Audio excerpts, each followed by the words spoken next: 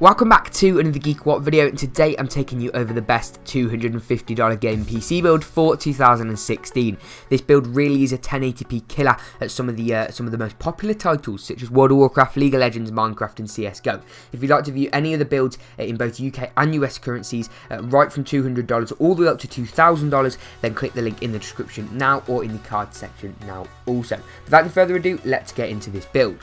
Whilst this build won't smash AAA titles at the moment, it does have the infrastructure to do so, and I'll get more onto that in a moment. But first, the CPU, or an APU in this case. An APU combines CPU and GPU into one, processor and graphics card into one chip to provide the best value for money. It's the AMD A10 7700K. It comes out the box clocked at 3.4 GHz and is a quad-core CPU, which, as I mentioned, will make it compatible with the latest AAA titles with a couple of upgrades. It comes in at $110, which is really great value, and AMD's A10 series of APUs are their highest end APUs, and this is one of their highest end APU chips that they do sell.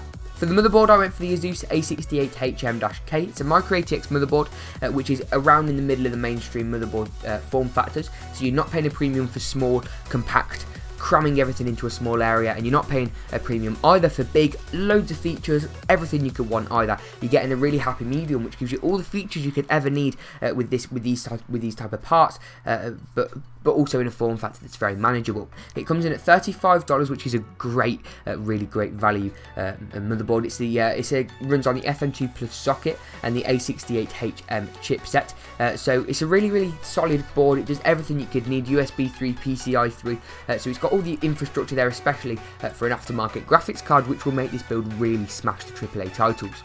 For memory, I went for Mushkin Stealth 8GB, so 2 4GB DIMMs in DDR3 2133 MHz speed, and this specific RAM is very key to this build, and at $40 it's a great deal. Why is this RAM specific to this build?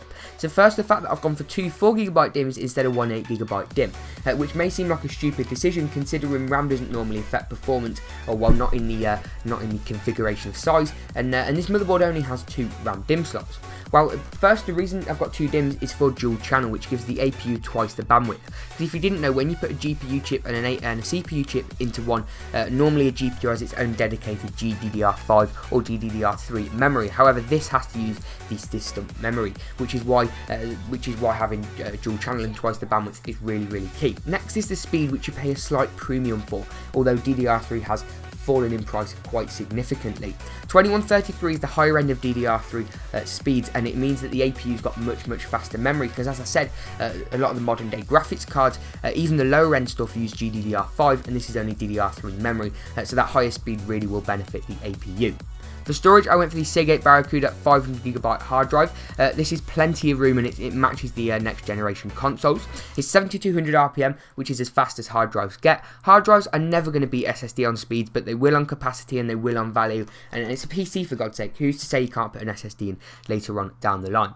400GB is more than enough considering the nature of the games that you're playing. And if you are going to get an aftermarket graphics card, such as a GTX 950 or 60 or an R7 360 or 370, then I would recommend upgrading to a 1TB hard drive, or simply getting another 500GB hard drive to give 1TB of capacity. But some of the easier to run, slightly older games don't use that much storage anyway. For the case, I went for the Apex TX 381 Micro ATX mid-tower case. So it's the same scenario with the motherboard. It's an Micro ATX mid-tower. So you're not paying a premium for large, not paying a premium for small and compact either, which is the way things go. Instead, you're getting a balance of all the functionality.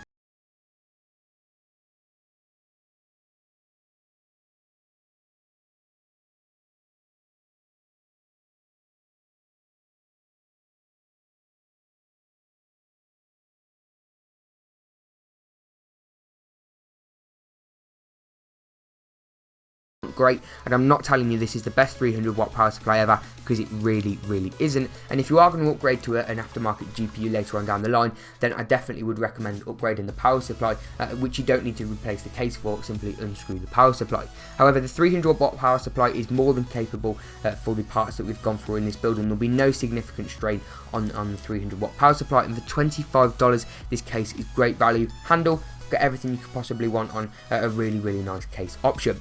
If you have found this video helpful, drop a like rate and make sure to subscribe, both of which help the channel immensely, a lot more than you'd think. I really do appreciate your feedback. Drop any comments, follow the Twitter at GeekWhat, and we'll see you in the next GeekWhat video.